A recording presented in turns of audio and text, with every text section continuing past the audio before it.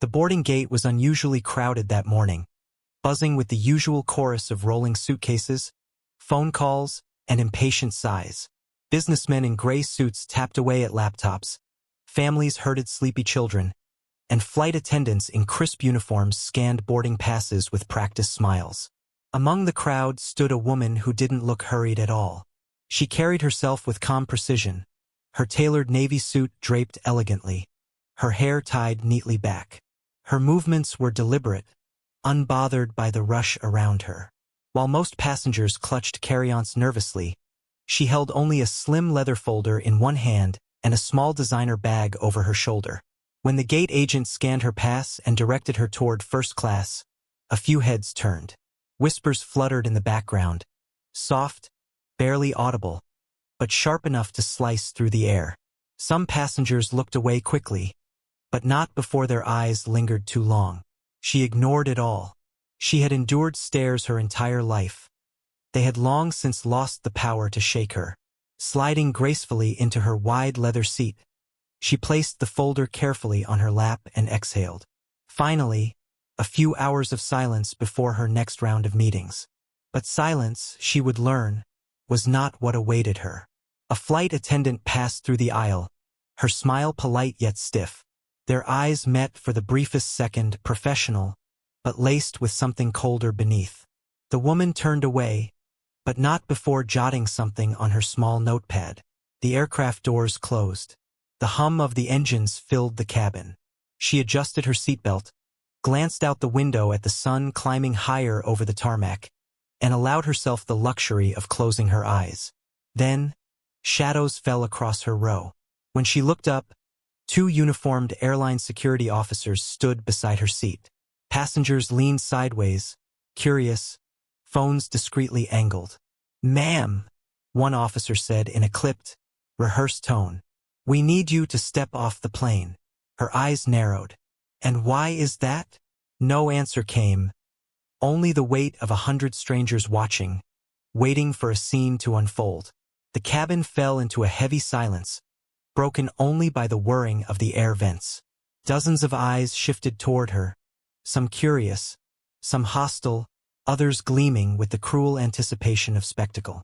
The woman stayed seated, her posture as calm and composed as if she were in a boardroom, not the center of an unfolding scandal. She glanced at the officers, measured, steady, unflinching. "I asked," she repeated slowly, "why you're asking me to leave this plane." One officer cleared his throat, shifting uncomfortably under her gaze. The other avoided eye contact altogether, staring at the back of the seat in front of her.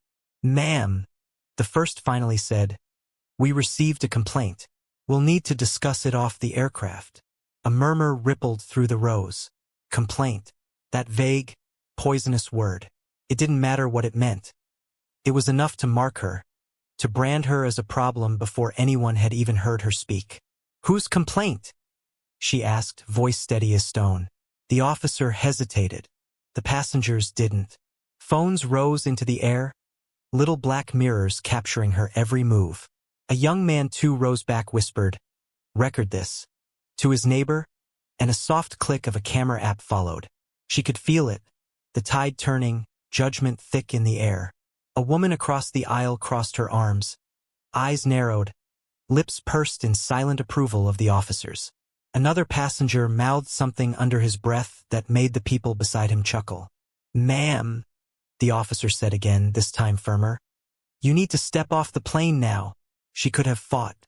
She could have demanded answers, called for a supervisor, insisted on her rights. But she saw the truth in the moment. The scene had already been written.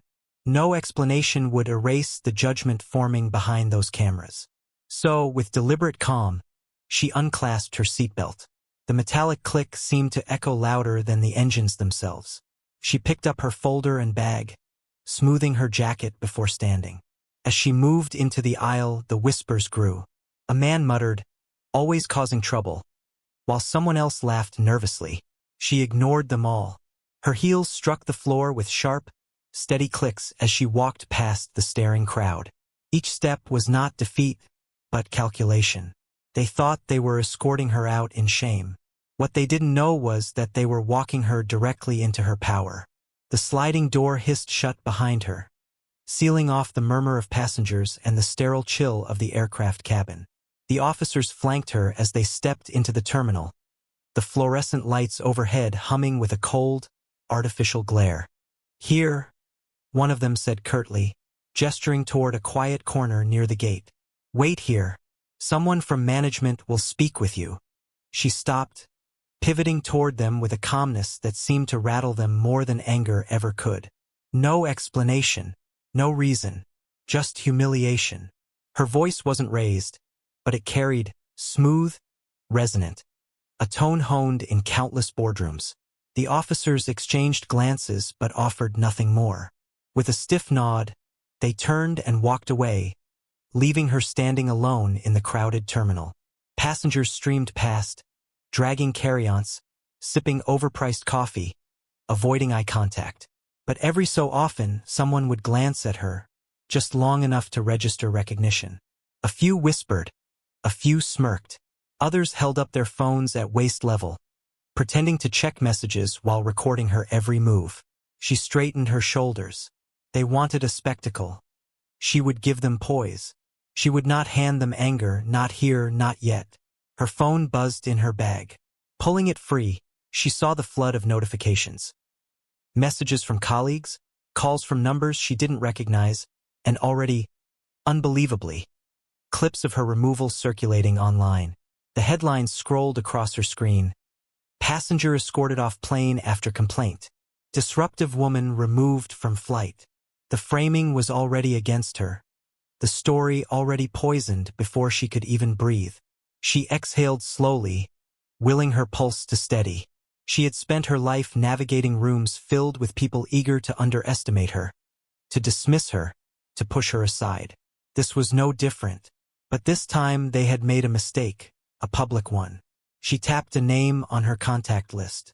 A trusted aide answered on the second ring. "Get the team together," she said, her voice low but resolute. "By tonight, I want every detail on this airline. Ownership, funding, partners, vulnerabilities. If they wanted a fight." Her lips curved into the faintest of smiles. "We'll give them one." By late afternoon, she was no longer a passenger stranded in an airport terminal. She was a strategist at the center of a storm. The team she had summoned had gathered in a sleek conference room inside her firm's headquarters, overlooking the city skyline. Around the polished oak table sat a half-dozen advisors. Legal experts, communication strategists, and financial analysts. Laptops were open, papers spread, coffee cups stacked. The mood was tense, but her presence commanded a focused silence. She stood at the head of the table, her folder now laid open like a weapon. "They thought I was just another traveler they could dismiss," she began, her voice calm, steady. "But they forgot something. They forgot who I am, and what I control." Her chief legal counsel, a sharp-eyed woman in her 40s, slid a stack of documents across the table. "We've already identified 3 violations in how they handled this. Improper removal procedures, lack of due process, and..." She paused, her lip curling. "The complaint that triggered this?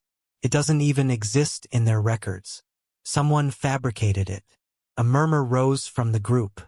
She tapped the table with one manicured finger, silencing them. "Good. That makes their mistake even bigger." Her financial strategist spoke next, leaning forward. "Their airline is heavily dependent on institutional funding, government contracts, private equity groups, pension funds. And guess who sits on 2 of the boards that control a majority of that funding?" A slow, deliberate smile crossed her face. "Us." The realization settled across the room like a thunderclap. What had begun as humiliation on a plane was transforming into a calculated act of vengeance. One measured not in raised voices or lawsuits but in billions of dollars. She closed the folder, her eyes sharp as glass. "They made me an example. Now we'll make them one. Quietly, cleanly, and without mercy." Her advisors nodded, their unease giving way to determination. "Draft the statements. Prepare the calls. And by morning," she said, her voice dropping into steel, I want their stockholders to know exactly how fragile their empire really is. The room fell into silence again, but this time it wasn't fear. It was the weight of inevitability. By sunrise the next morning, the airline's executives were already fielding panicked phone calls. What had started as a routine removal of a disruptive passenger had mutated into something far more dangerous. At 7 a.m., a financial news outlet published a headline that sent tremors through the industry. Key investors reconsider airline holdings amid growing controversy. The article was vague, but the implications were devastating. Words like instability and confidence shaken carried weight in boardrooms and on Wall Street. Within hours, the airline's stock had dipped 2%. Nothing catastrophic yet, but enough to stir unease. In her office, she watched the reports with measured satisfaction. Her team worked seamlessly around her. Emails drafted, statements prepared, quiet phone calls placed to key decision-makers. Each move was precise, a chess piece sliding into place. One advisor read updates aloud. The pension fund board is meeting earlier than expected. They're citing concerns about corporate governance. Another chimed in, 2 private equity partners are already pulling back. They don't want the PR risk. She nodded slowly, her expression calm but her mind racing. Every word, every leak, every subtle whisper was designed to spread doubt, to make the airline's financial pillars tremble. Meanwhile, on social media, clips of her removal had gone viral. Millions had watched her calm, dignified walk down the airplane aisle, contrasted against the harshness of the officers beside her. Hashtags spread like wildfire, branding the airline with accusations of bias and injustice. The company scrambled to issue a statement. We are investigating the matter, but the words rang hollow. The public didn't see investigation, they saw evasion. She leaned back in her chair, the morning light spilling across her desk. Her phone buzzed again. Another investor requesting a private call, another domino ready to fall. Good, she murmured almost to herself. They thought removing me from a seat was power. Let's show them what real power looks like. Her advisors exchanged glances. They had seen her fight battles before, but this was different. This was personal. And for the airline, it was only the beginning. The boardroom at the airline's headquarters buzzed with tension. Executives in tailored suits huddled around a glossy mahogany table, their faces pale, their voices strained. Graphs on the screen showed a sharp downward line, stock value slipping faster than anyone had anticipated. It's only been 48 hours, the CFO muttered, his voice cracking. We've lost nearly $500 million in market value. The CEO slammed a fist onto the table. It's a PR storm, that's all. We'll issue another statement.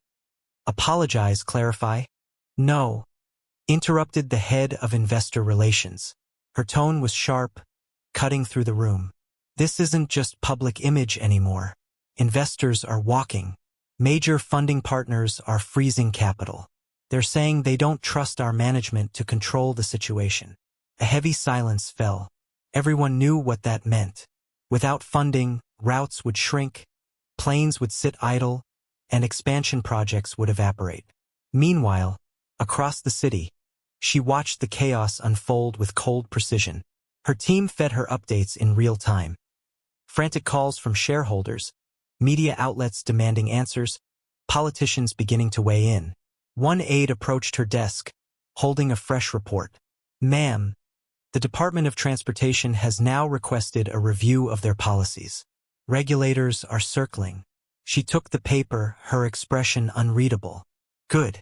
Keep the pressure public, but remind our contacts to keep the funding pressure quiet. I want the cracks widening from both sides. The aide nodded and hurried off.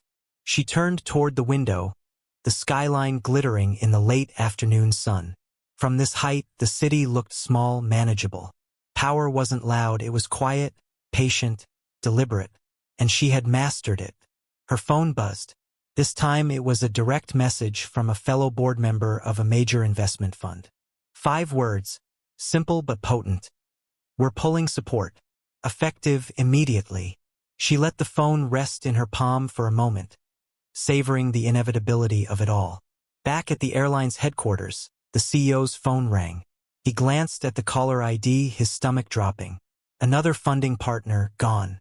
The empire was crumbling, and it was only day 2.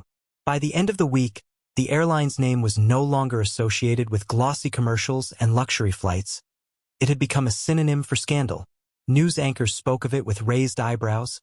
Late-night comedians turned it into punchlines, and customers flooded social media with stories of poor service, lost baggage, and past grievances that had suddenly resurfaced. But the real storm wasn't on television. It was in the boardroom. The executives had gathered again, though the air of control was gone. Jackets hung off chairs, ties loosened, voices sharp and panicked. Every new report was worse than the last. Stock is down 12%. We've lost 3 government contracts. $2 billion in funding already withdrawn. Another $2 billion expected by the end of the day. The CEO buried his head in his hands. This is impossible. Who has that kind of reach? Silence. No one dared to say her name, but everyone knew. Across town, she sat in her office, calm amidst the chaos. The leather folder that had once sat in her lap on the plane now lay open before her, filled with notes and updates. She didn't gloat. She didn't celebrate. This wasn't about satisfaction. This was about principle. Her communications director entered with a tablet in hand. "Ma'am, reporters are requesting a statement. They want to know why investors are leaving if you're involved." She thought for a long moment before replying, her voice measured. "Tell them this. I was removed from a plane without cause, and I will always stand against injustice, whether it's in a cabin seat or a corporate boardroom. That's all." The director nodded, understanding the subtle power of her words. She wasn't admitting anything, but she was reminding the world who she was. By midnight, the airline's shares had plunged again. $4 billion in funding was gone. Routes were being cut. Layoffs whispered about, the empire buckling. She closed her folder, switched off the desk lamp, and whispered into the silence. "They thought they could humiliate me. Now, they'll remember me every time they see their balance sheets bleed." Weeks later, the airline was no longer the giant it once had been. The planes still flew, but fewer routes, fewer passengers, fewer headlines. What had once been an untouchable empire now limped forward under the constant weight of scrutiny and loss. Government hearings dragged its executives into the spotlight. They sat in stiff suits before long wooden tables, cameras flashing, lawmakers firing pointed questions. Why was a paying passenger removed without cause? Who authorized the decision? Why did internal procedures fail so catastrophically? The CEO, once brash and untouchable, now looked small beneath the harsh lights. Every word of his testimony sounded like an excuse. Every denial another nail in the coffin of the airline's reputation. Outside the hearing chambers, protesters gathered. Signs rose high. "Accountability now. Dignity for all passengers." Hashtags trended by the hour, fueled not by corporate PR but by ordinary voices demanding justice. And watching from a quiet office high above the city, she saw it all unfold. Her team had done their work flawlessly. $4 billion in funding was gone, never to return. Partnerships dissolved. Contracts revoked. The airline would survive perhaps, but never as it had before. It was a shadow of itself, a reminder of what happens when arrogance collides with accountability. She stood by the window, the city sprawling beneath her like a chessboard she had already mastered. For a long while, she said nothing, simply breathing in the silence of victory. Finally, one of her closest advisors broke the quiet. "Ma'am, do you feel vindicated?" She considered the question carefully. Vindication was too small a word, too narrow. "No," she said softly. "This was never about revenge. It was about respect. They wanted to show me the door. I showed them the cost." The advisor nodded, understanding. She gathered her things, slipping the leather folder into her bag, the same folder she had carried onto that fateful flight. Her heels clicked against the polished floor as she walked toward the elevator. Before the doors closed, she allowed herself one final thought. Calm, resolute, and unshakable. Power is not in the seat they take from you. Power is in reminding them who owns the skies they fly through. And with that, the doors slid shut. The airline's downfall was complete. Her legacy, untouchable.